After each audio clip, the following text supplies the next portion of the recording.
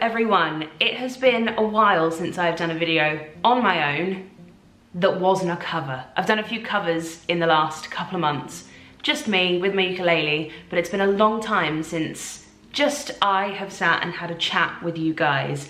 The reason I'm on my own is because Oliver just got back about an hour ago from a costume fitting, and the idea that I had that I was meant to film this afternoon whilst he was out but got sidetracked by some writing pieces that I had to get done because they are due in tomorrow. The idea I have is very much a me idea. For anyone that is currently following me on Instagram, and if you're not, why not? Come over to Instagram. I'm very active on there, far more active on there than I am on Twitter, so check me out on Instagram. For anyone who is already following me on Instagram, you will know that I have started this Journal Along With Me series, which I did mention a few videos ago. Might not have been a few videos ago. I have completely lost track of these videos and time as a concept. But I did mention that I was doing a Journal Along With Me series. This idea came about when I saw someone doing a similar thing with reading on YouTube. I stumbled across a video, I don't know how, and I can't remember who it was, but have since discovered there are lots of people who do this. It was just a YouTube live stream of someone sat in their armchair silently reading a book, and basically the point was they had carved out this time in order to get some reading done, and they invited other people to come and get reading done during the same hour or however long this live stream was.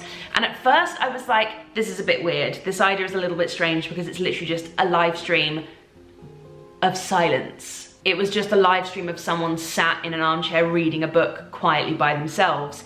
And the live streams that I'm used to are Q&As or sing-alongs or things with sound. So at first I did think this is a little bit weird, but the more I thought about it, the more I thought actually it's kind of genius, because the person running this live stream is making sure that they are reading, they are holding themselves accountable by telling other people that they are going to spend this next hour reading. And of course, if they then decided to start scrolling through social media, I'm sure people in the chat would be like, hey, you're supposed to be reading. But also it means other people get excited about carving that time out for themselves to read too. So I thought, what's something that I really want to do that I would benefit from doing this same kind of thing with? And what I came up with was journaling. Journaling is something that I used to do religiously when I was a teenager. Every day, me and my pen and my journal. I had a really nice, I think it was paper blanks. I had a gorgeous notebook. I had several gorgeous notebooks. But every day, before bed, if it was a weekend in the afternoon, I would spend however long sitting and writing my thoughts out. And it was very much like Dear Diary, where I talked about people that I was crushing on, or an argument that I had with my mum that weekend, or if my cousin was being really annoying, or, you know, it was a proper Dear Diary. But I remember how much it used to help me get my feelings out, and how much I used to just enjoy word vomiting onto a page, and how much lighter I would feel after it.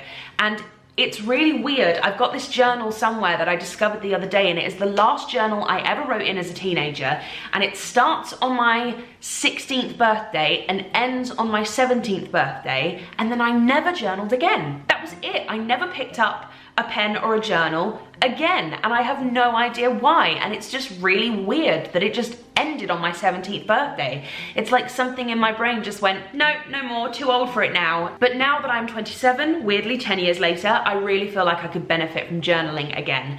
Last year, I hit a really rough patch, and I went through a series of counselling sessions, which massively helped, obviously, because that's what counselling is there for, and that's what it does. But I just got to a point where I felt like, A, I couldn't cope on my own anymore. I needed help from an outside source. And B, I felt like I was very lost. I didn't feel like I had the tools in order to deal with what I was going through. And I knew those tools were out there, I just needed someone to teach me. But something we did briefly touch on in those sessions was me starting to journal again, and I thought it was a really good idea. So obviously I picked up my pen and paper, found a really nice journal and a nice pen that I had tucked away somewhere, and started journaling. Obviously loved it, but just didn't keep it up because time and life they get in the way. And sometimes it is really difficult not to find 10 minutes, because I think no matter how busy I am, I will always be able to find even just 10 minutes somewhere to journal. It's the remembering to do it, because I'm very forgetful and I often will just forget to bring a journal and a pen with me wherever I go, but also the motivation, because sometimes if I get 10 minutes, I will just want to sit down with a cup of tea instead of sitting and journaling, which is valid, but I also know how much journaling helps me and that it is something that I should do as well as have a cup of tea.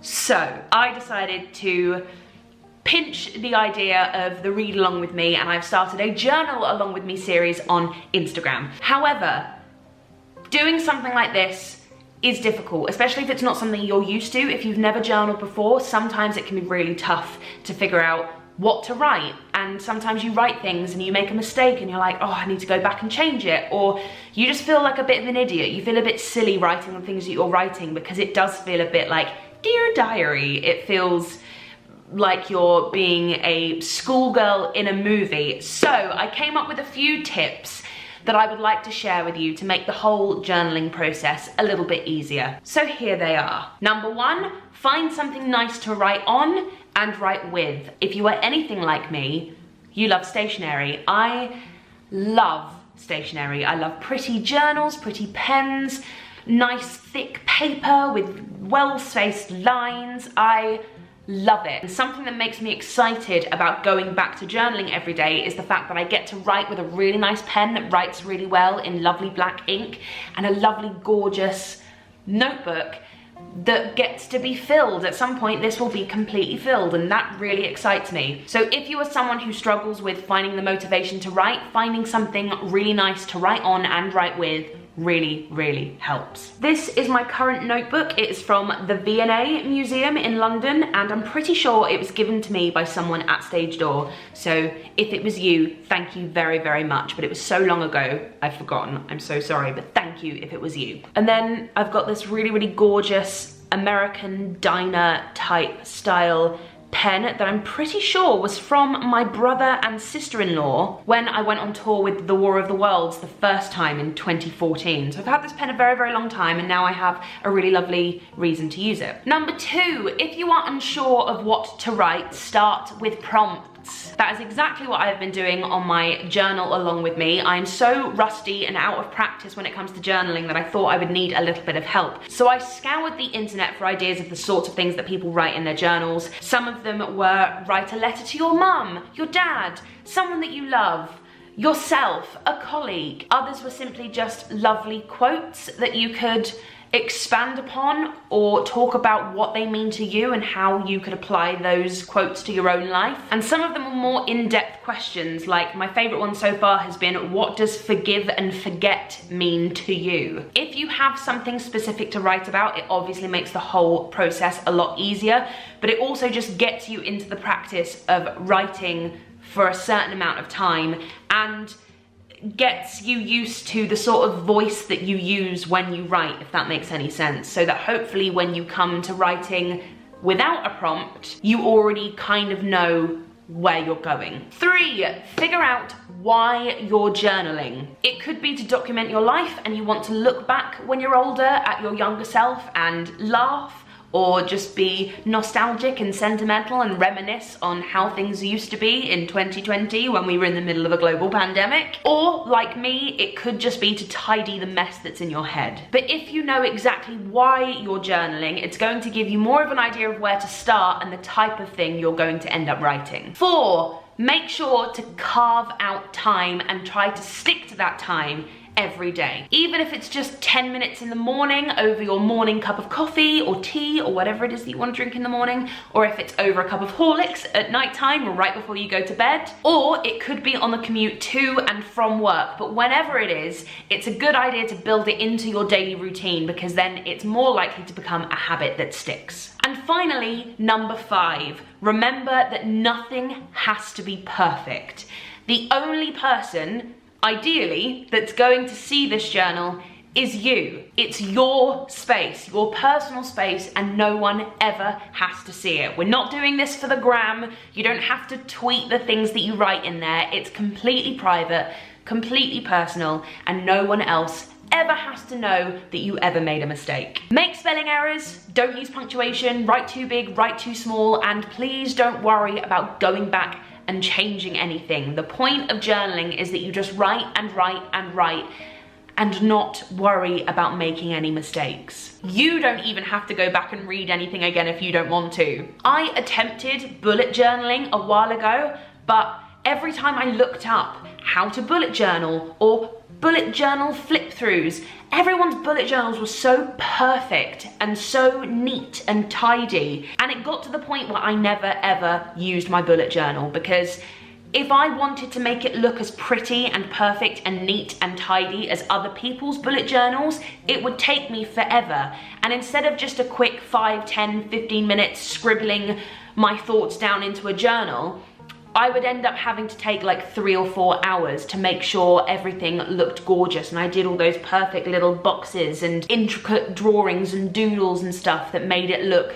perfect for the gram. Don't worry about any of that. Nothing has to be perfect. Obviously, if you want one of those gorgeous, pretty bullet journals that I am so envious of when I see other people doing perfect little flip throughs and I'm like, oh my God, that's so gorgeous, I don't know how you've done that.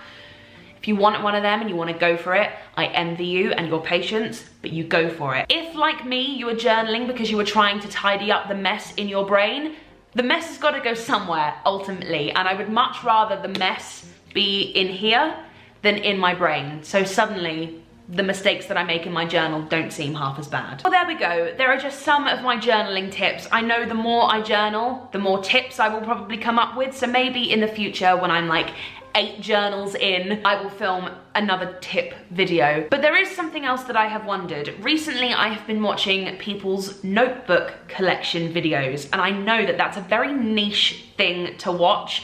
And I wonder if maybe I'm the only person who is interested in other people's notebook collections. And I'm not talking like full notebooks where they flip through and show you what they've been doing in their notebooks. I'm talking like empty notebooks. I just love stationery, and I have a lot of notebooks. So if a notebook tour, a notebook collection video is something you would be interested in, please let me know in the comments, and maybe I will sort that out in the next few weeks or videos or whenever. Thanks for listening. If you want to join my Journal Along With Me series, you are more than welcome to. However, the time sort of changes every day because some days I'm working, some days I'm not. So make sure to keep an eye on my Instagram story for the times, and hopefully I will see you there.